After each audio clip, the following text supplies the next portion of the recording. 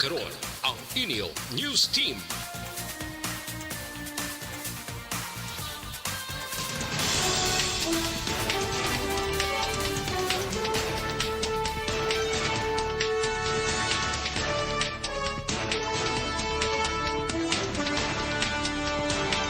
Sa ato nagapanguna nga mga pangulong dinalan sa mga balita lokal. Duha ka katapos ang NPA, isa ka katapos ang militar patay sa engkwentro nga nagluntad sa siyudad sa Silay. 643 ka personals ng BCPO na bakunahan kontra COVID-19. Sa balita nasyonal, Pilipinas nagalukar sa masobra 240 bilyon pesos para sa COVID-19 response sa 2022 national budget. DOH na paslawan nga gamito na masobra 300 milyones pesos nga pondo para sa disaster risk reduction sa tuig 2020.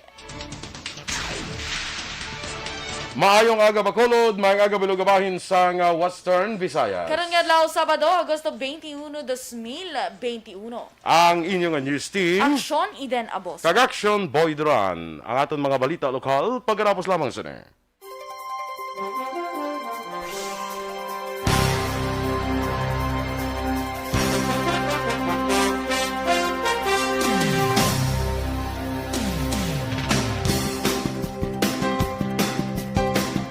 Yes, good morning, and welcome mga ka-aksyon. Diri sa Aksyon Balitang Bayan, Numero 1. Good morning, Aksyon Eden. Good morning, Action Boy. Kag sa tanan natin nga mga ka-aksyon, happy Saturday sa aton sininga tanan. Yes, kag kanami sa imo nga bayo subong daw.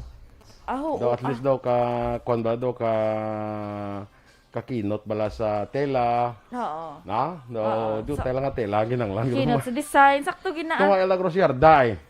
Ha? Tunga Hindi ko saya. lang bayad. Ay ko na kompleto ni bayad. Kompleto ni siyang tahi. Kaya di ko lang. Tiyan mo lang ni gana abdan. Sige. Good morning na. Kag karon August 21. Anong significant nga adlaw sa buong Aksyon Eden? August 21? May ano karon? Way ka Ay, ano ganing yan na subong? Holiday subong? Ay, hindi man nga ano yun subong. Ay, Sabado man subong mo. Ninoy Aquino Day. Yes, oo, gali. Oo. yan. Galing Kaya, na wala na ano. Kaya Sabado man mo na to. August 21, 1986, si Ninoy Aquino Assassinate. Sa tarmac sang Anay Manila International Airport. Karon Ninoy Nakaroon Aquino na International iya. Airport. Yes, Yan. perfect.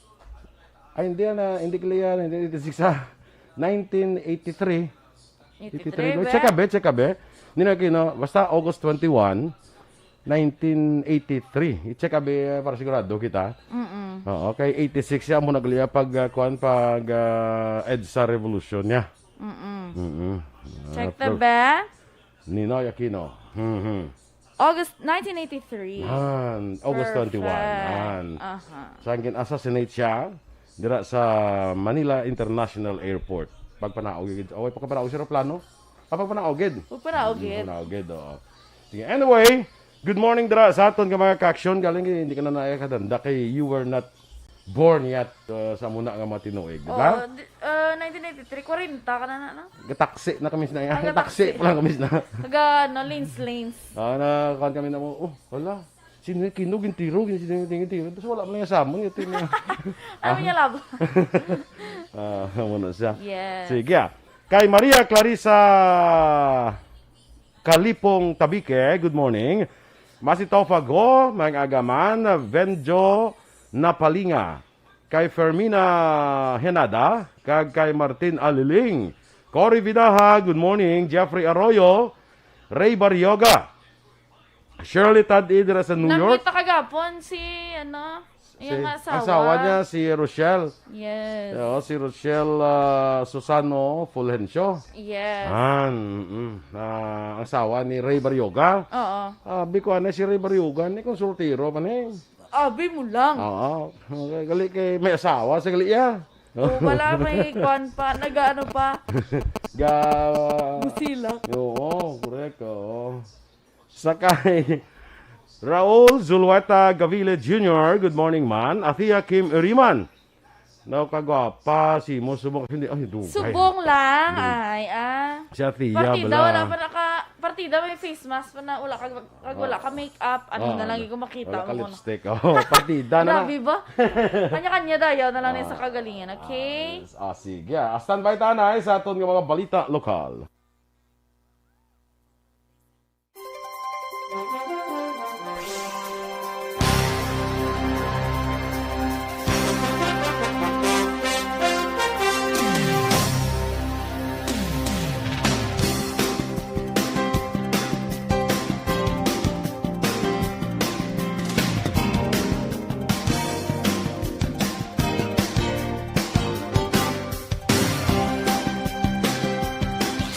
Bayan, Numero 1.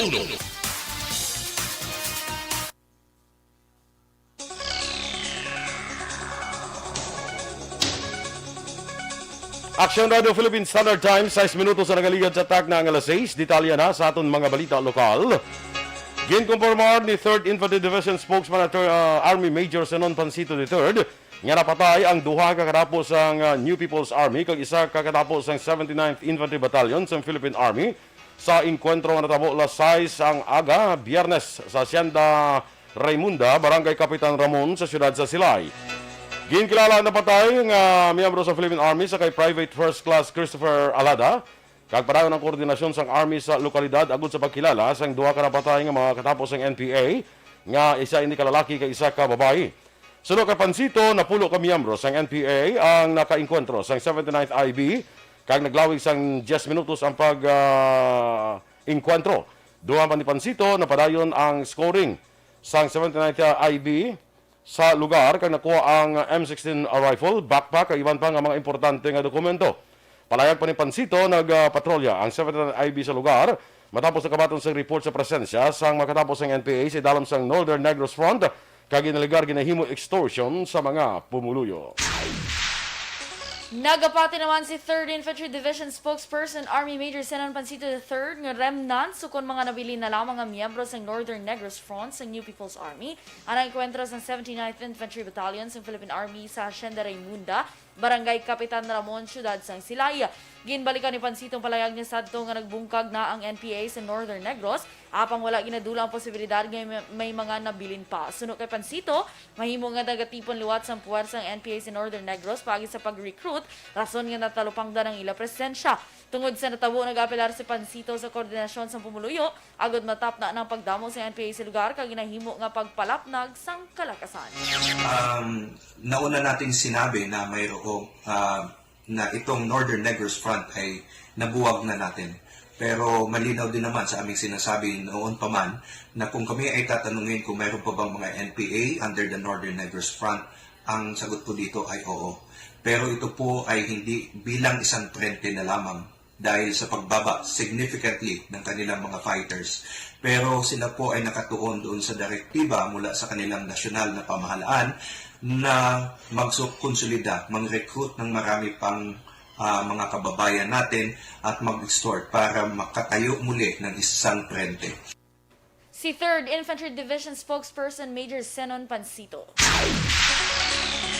Sa ibang paraton nga balita lokal, naglambot na sa 643 ka personnel sa Bacolod City Police Office ang nabakunahan batok sa COVID-19. Suno kay Police Lieutenant Colonel Lester Liada, Operation Chief sa BCPO, may 61 pa ka personnel ang wala nabakunahan bangod sa ila balatian. Samtang 136 ka pamilya sa kada pulis sa siyudad sa Bacolod ang nabakunahan man sa AstraZeneca. Siyam naman ka mga personnel halin sa Bureau of Fire Protection, Bureau of Jail Management and Technology kag Philippine Army ang nabakunahan. Ang AstraZeneca ang ginunar sa Department of Health sa Police Regional Office 6. Sa din ang 65 ka vials ang para sa Bacolod City Police Office. Naglabot naman sa 96,962 ang kasos ng COVID-19 sa Western Visayas matapos nadugangan sa 762. Nagdugangan ang probinsya ng Iloilo sa 308, ginasundan sa Aklan ng may 92, 88 naman sa Iloilo City, 84 sa Capiz, 56 sa Antique, 48 sa siyudad sa Bacolod, 46 sa Negros Occidental, kag 40 naman sa Guimaras. Samtang 284 na recoveries ginagdala sa kabilugan, nga 83,635 kag 13 ang bag-o nga napatay, nga nagdala sa kabilugan nga 2,330. Ang Western Visayas may 10,973 ka aktibo nga kaso. Patay naman ang 7 ka tuig nga lalaki o kung bata matapos na lumos sa suba nga sakop sa Purok Busay sa barangay Kabog, siyudad sa Bacolod. Sa kahapon nga adlaw sa interview sa Aksyon Radyo Bacolod sa 14 anyos nga magulang sa napatay, ginpahayag nga nagapanghakot sila sang balas sa kilid sa suba kag wala nila matarupangdan nga naglumpat sa suba ang iya nga manghod. Sunod sa magulang, antes sila magpadulong sa suba, yara lamang sa ilang nga balay ang iya nga manghod. Nakita pa sa magulang nga nagakapakapa ang iya nga manghod apang nadugayan antes nga nakapangayo sila sa bulig. Patay na sang nakitaan ang biktima. Sa katapusan nga balita lokal, ginapanawagan naman sa National Federation of Sugar Workers kilusang mangbubukid ng Pilipinas Negros nga tamdon sila sa mga opisyal sa probinsya, ilabi na sini nga panahon sa Tiempo Muerto kag nagdugang pa ang kapigidongon dulot man sa pandemya. Sunod si KMP sa pagpanguna sa ila spokesperson ni si Danny Tabora, ilisipon lang ang trabador sa asyenda nga naga-income sa 200 to 300 pesos kada kinsenas. Dugang pa 2 ka tuig na nga wala sang saka sa sweldo mga sugar workers, umpisa Nobyembre tuig 2019. Ila man ginapanawagan nga unta to ng quarry operation sa syudad sa Silay, bangod ako ang epekto sini sa ila pananom, kag kaapektuhan man sila sang pagbaha. Pilipinas nagalokar sang masobra 240 bilyones pesos para sa COVID-19 response sa 2022 budget. Samtang DOH napaslawan nga gamito ng masobra 300 milyones pesos nga pondo para sa disaster risk reduction sa 2020. Ang detalye sa mga balita nasyonal sa magbalik sang Aksyon, Balitang Bayan, Numero 1.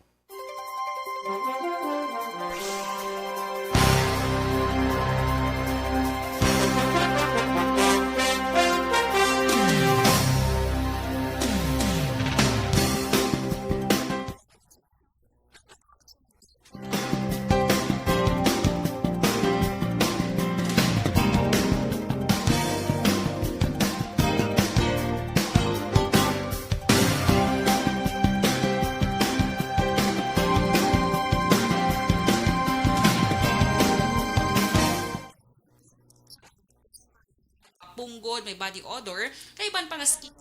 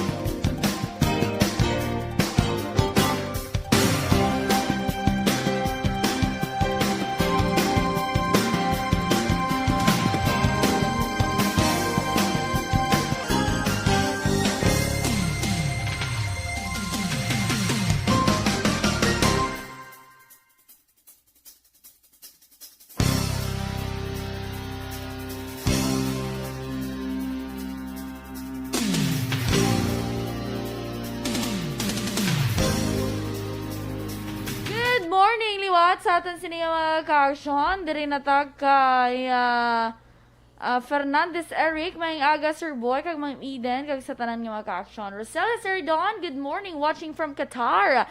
Greet nilang family sa Barangay Alegria, may aga sa tanan. Salamat.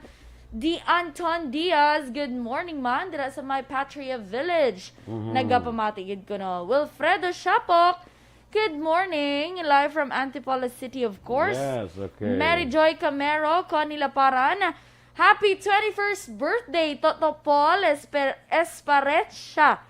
ang Gatamyaw Bibing Sang Pandanon DSB. Happy 21st birthday, Toto Paul!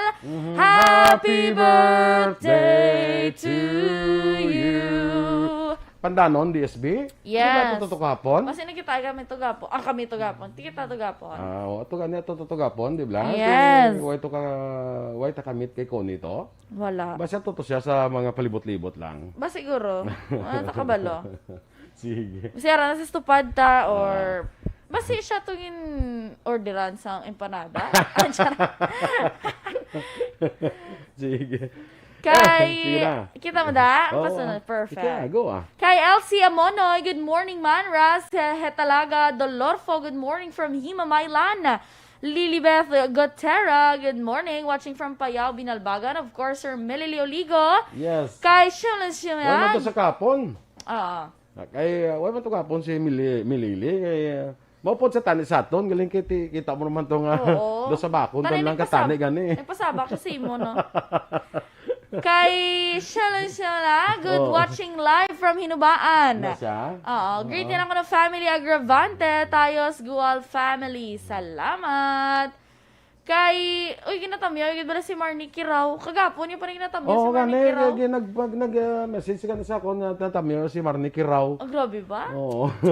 Iba talaga si Marnicky raw. Yes, oo. Teresa linahag kayo, mga agaman. Kag kay, Ma'am Vanessa Mayo, good morning. Good Dira sa morning, imo. Ma'am Van. Kag kay Doc Matt Mayo, good morning, man. Sa kay Marilo Kahilig, good morning, sa boy of this Eden, watching live from Barangay 1A, Manapla. Greet ko lang, happy birthday kay Via Cadiz. Sige. Happy birthday to you. Yes. Pilido yan ng Cadiz o kung si Via sa Cadiz? Balaan na na. O kung via Cadiz, may pwede man via San Via San Don Carlos. Salvador, Via Don Benedicto. Salvador. Ah. Sakto man, no? Happy birthday, no? Si, Ariso, Felix Vergula Campaniel. Wow! Amazing! Amazing. Happy birthday pa tayo ganin ang sa barko. gana? The historical man. Oh, Of ma'am! Aksyon Radio. Historical, gidya. Legendary naman. Legendary. Kaya bakuna mo tili sa Oh, history. yes. Kita mo, gid. True. Ano na si Ma'am Luisa Melos. Yes, good morning. Ara na saya, kita mo na saya. Okay. Sige. Good morning na kay Luing, kag kay Melchor. Bik. Okay, Melchor, kay Bik, kag kay Guard. Go dite. Yes, good morning. Relia Garcia, dira sa, paano ko, good morning. Kay Miss Jinky de Alagdon. Ari naman si Miss Jinky. Uy, star sender si Ma'am, 200 stars. Ma'am Jinky Dialagdon. Yes, oo. Thank you so much. Ara naman ganing stars, no? Nagbalik na. Nagbalik na siya. Perfect. Kag dira kay Beboy Villasor, of course, si Ma'am Van, si Dr. Matt, si Noel Amar, kag tanan katapos ang EFC na tamyaw ni Miss Jinky de Lagdon. Si Yes. Maninoy mo Juan Bolgalio is also watching. Maninoy, good morning. And Maninay Alma, hello, good Yes, morning. dira sa Las Vegas, Nevada, no? Yes. Kwanta karon na, uy, Ma-report na siya buwas mo. amo gani si Lingko istoryaho ko ni sa karon no, tanon to abi ko Ma-report na siya buwas. ma-report istoryaho ko ni sa gani karon no. Yes. Ang ina-post din sa ako, nang inabakal nga po dati, kamahal-mahal galing ko daw hindi ko na magkaon magamuna ni. Nagkuhan balay ng ng steak bala nga tag $300. Gusto mo na? Oh my goodness. Gusto mo na? Hindi ipa-frame. Gusto mo na $300? Sinsado na kinsimel? Grabe ba?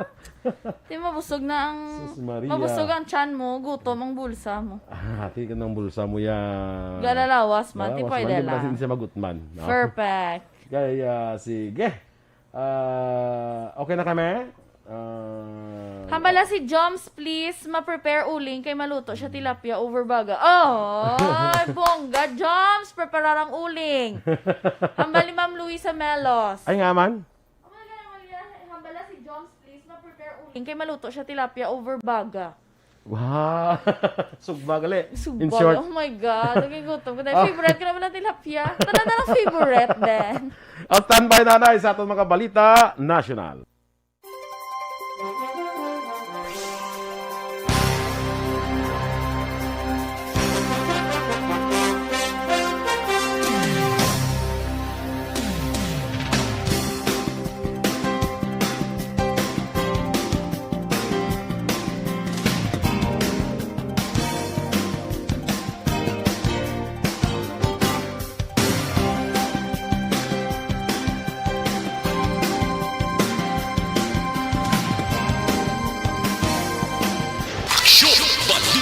Bayan, Numero 1. Aksyon Radio Philippines Standard Time, las 6:21. Mga ka-aksyon, nakaibalo ka mo bala nga sa sining nga panahon, importante.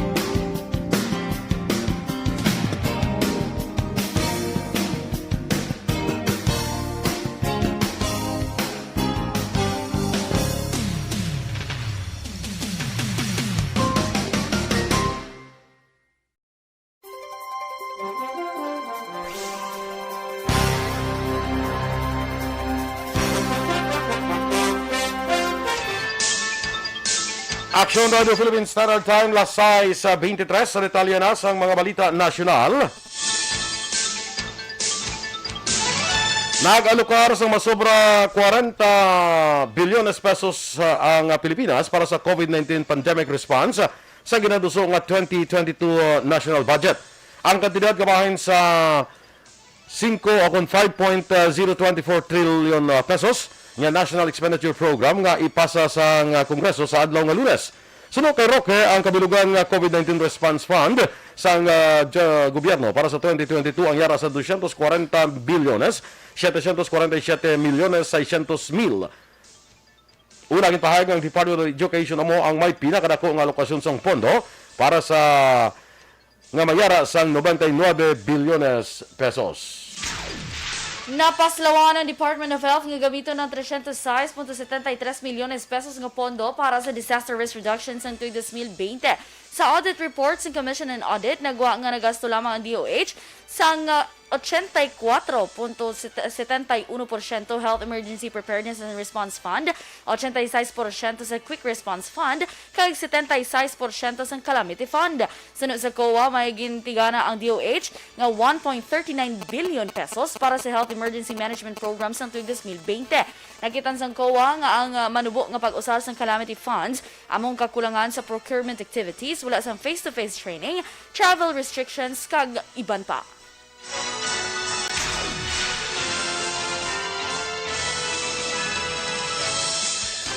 Ginpahayag naman sa Department of Health na malapit sa tunga na sa mga senior citizens population ang fully vaccinated batok sa COVID-19.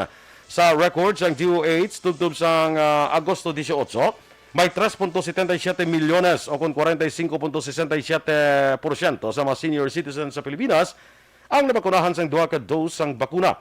Suno kay Health Undersecretary Mirna Kabutahe, dako ang nabuli sa Johnson & Johnson single-dose vaccine sang Hansen para sa vaccination sa mga senior citizens. Doon pa ni Kabutahe, may 3.2 milyones o kung 38.8% sa mga senior citizens population ang classifying nga partially vaccinated.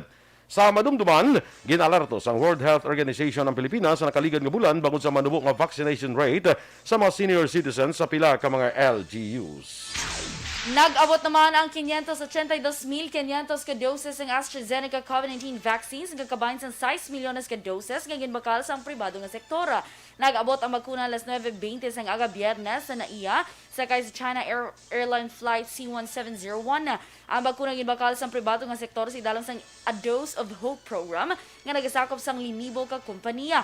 Tubtub Huwebes, ginpahayag sa National Task Force Against COVID-19 nga may kabilugan nga 45,940,390 sang bakuna gikan sa nagkalain-lain nga brand ang deliver sa Pilipinas. Kahapon nga adlaw ginalauman ang pag-abot man kahapon nga adlaw nag-abot man ang masobra 700,000 ka doses ng Sinopharm COVID-19 vaccine nga kabahin sa 1 million doses nga donasyon sa China. Ginpahayag naman sa presidente sa League of Provinces of the Philippines nga mas maayo magsalig magsalig sa desisyon sa National Task Force Against COVID-19 kung magbakal sa bakuna. Ginhimo ni Marinduque Governor Presbytero Velasco Jr. ang komento matapos ginpahayag ni Senator Juan Miguel Zubire nga ang gobyerno national, LGU kag COVID-19 vaccine makers ang magapirma pa lamang sang halos tanan nga kasugdanan nga magaresulta sa atrasado nga pagbakal sa bakuna sa mga probinsya. Sino kay Velasco ang kakulang sa supply amo ang nagtulod sa NIATF nga i-hold ang pagpirma sa tripartite agreements. Palayag pa ni Velasco kung madamo sa tao ang nagadesisyon kung anong himuon sa panahon sa national emergency, magaresulta lamang sa problema kag hindi mangin epektibo sa ulihi. Nagapati naman si Bayan Muna Party List Representative Carlos Isagani Zarate nga posible may conflict of interest sa ginhimo nga request ng Department of Health sa procurement service ng Department of Budget and Management may kangtanan sa pagbakal sa COVID-19 vaccines. Nagawa ang issue matapos kumpirmahon ni Zarate kung bala matuod nga may request nga ginhimo ang DOH sa PSDBM nga ginkumpirmar naman ni DOH Undersecretary Carolina Tainio kag Jason Meroayan sa nga PSDBM. Apang nanindugan ng duha ka partido nga wala ininadayon matapos ginpahayag sa PSDBM nga wala sila sa kapasidad para sa nationwide vaccination rollout kag ang DOH wala man sang ginahatag nga pondo. Ginkumpirma naman ni Governor Presbytero Velasco Jr. nga isa sa anom sa mga residente sa probinsya sa Marinduque nga nagpositibo sa Delta variant ng COVID-19 ang nagtaliwan. Suno kay Velasco napatay mayara inis ang comorbidity. Sa madumduman Agosto 16 sa nakarecord ang probinsya sang anom ka Delta variant cases sa duha ka barangay sa Banwa sang Santa Cruz. Sa katapusan ng Balita National, giningganyo naman ni Senate Minority Leader Franklin Drilon ang nagbiyang si Anay Budget Undersecretary Lloyd Christopher Lau nga ibuyagyag ang mga nahibaluan sa overpriced nga face mask kag face shield nga ginbakal sa Department of Health pinagi sa procurement service ng Department of Budget and Management. Nagapati si Drilon nga ang missing links na nadiskobrehan sa Commission and Audit nga overpriced nga medical supplies kalakip ang face mask kag face shield. Si Lau anay pamuno sa procurement service sa DBM nga sunod kay Drilon naghipos umpisa sa mabiya sa pwesto sa tuig Hunyo tuig 2021. Aksyon Radio Philippine Standard Time las 6:29. Ginalikawan mo bala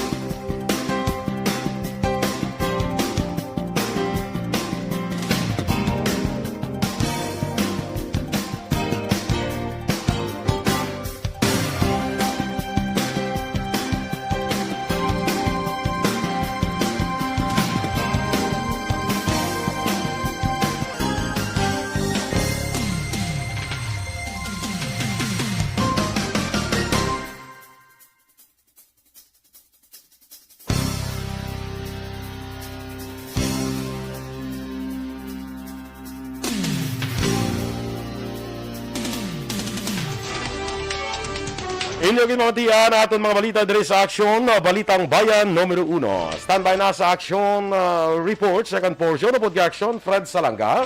Balikay kita sa dugang nga mabalita sa Aksyon Balita Morning Edition. Upod gyapon sa inyo News Team. Aksyon Eden Aboso. Kag Aksyon Boy Duran. Una sa balita, una sa Aksyon. Sa Bacolod Aksyon Radio. Ila Broadcasting Company. Sa balita. Komentaryo. Isyu. Serbisyo publiko. Aksyon Radio. Sa Bacolod, Aksyon Radio. Aksyon